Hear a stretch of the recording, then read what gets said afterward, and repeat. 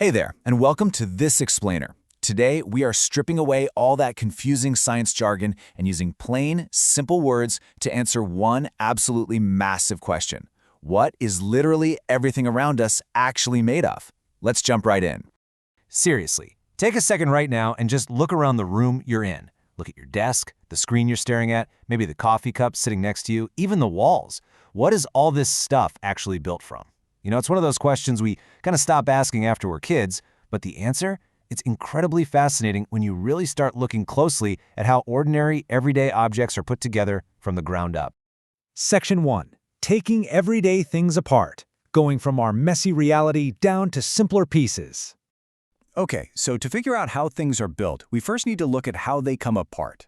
Just picture the world around us like a giant, chaotic bin of different colored Lego blocks all mashed together. Most everyday materials you run into can actually be pulled apart into simpler, different pieces pretty easily, as long as you know how to sort them. And physical sorting? It can be surprisingly simple. Like, if you have water with tiny minerals floating around in it, you just run it through a physical filter. The water slips through, the minerals stay behind. Simple, right? Or, stepping it up to a much hotter scale, you can melt rocks to separate the valuable metals trapped right inside them. In both of these cases, we're just physically separating the materials. It's kind of like picking all the red candies out of a mixed bowl. We aren't changing what the core materials actually are, we're literally just organizing them. Section 2. The limits of sorting. Hitting a wall with physical changes. But here's the thing. Eventually, we hit a physical wall. And that's when we realize everyday things basically fall into two camps. First, you have mixtures. These are just things grouped together and they break apart easily by physical sorting, just like those rocks or that mineral water we were just talking about. But then, you have pure substances. And these guys, they cannot be physically separated into parts. You can't just filter a pure substance. To actually break it apart, you have to trigger a chemical change. Let's look at probably the most famous example of a pure substance out there, water. Now, pure water is not a mixture. If you have absolutely pure water, it is always going to have the exact same set of properties no matter where in the world you find it. You could run it through a million filters, you could spin it in a high-speed centrifuge, but physical sorting just simply won't work on it. It remains stubbornly, perfectly, just water. So, if we can't physically sort pure water, how on earth do we break it apart? Well, we use a chemical process. Step 1, we start with our perfectly pure water. Step 2, we run a really strong electrical current right through it. Zap!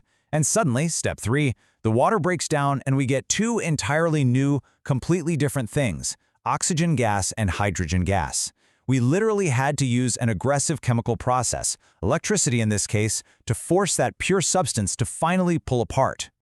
Moving on to Section 3, the ultimate building blocks, the stuff that simply cannot be broken. It all really boils down to this one simple definition.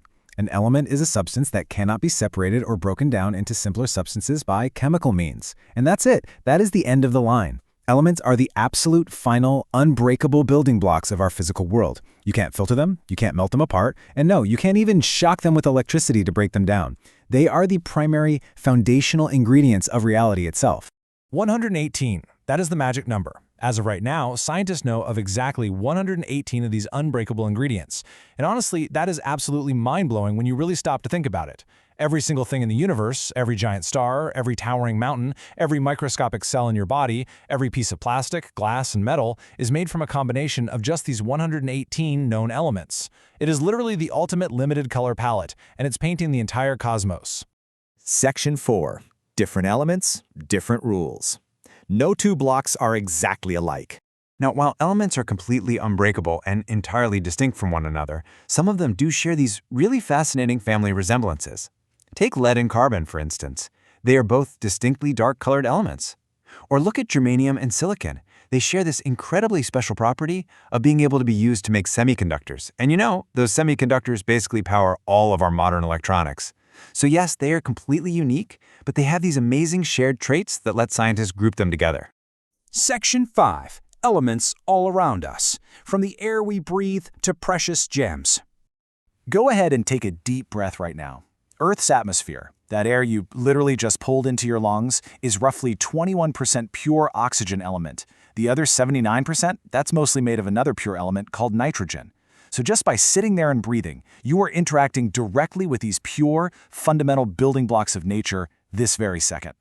And we actually use these pure elements in their raw natural form every single day, all because of their incredibly specific, unbreakable properties. Think about gold. It's a pure element that we prize for its shine in jewelry, sure, but it also has amazing conductivity for electronics. Then there's mercury, an element that stays completely liquid at room temperature, which is exactly what makes it perfect for thermometers. And chlorine? That's an element with properties so harsh that we specifically use it to kill germs in swimming pools. We absolutely rely on their unique, unbreakable rules to make our modern world function. Okay, this brings us to one of my absolute favorite comparisons in all of science. You, a highly complex, living, breathing human being, are mostly just a very complex mixture of elements like oxygen, hydrogen, and carbon. But a diamond, one of the hardest, most brilliantly clear, and crazy expensive objects on Earth, it is made of just one pure element: carbon. That's it. It's literally just carbon atoms stacked together, the exact same simple carbon that makes up a huge part of you. Which leaves us with this final, honestly beautiful thought. If you, a living, breathing person, and a diamond, a shining, priceless gemstone, are both built using the exact same unbreakable carbon blocks, well, what else in the universe are you connected to? Every single time you look around from now on, I want you to remember, everything you see, everything you touch, is just a different combination of those 118 simple, unbreakable pieces. Thanks so much for joining me on this explainer, and hey, keep looking closely at the world around you.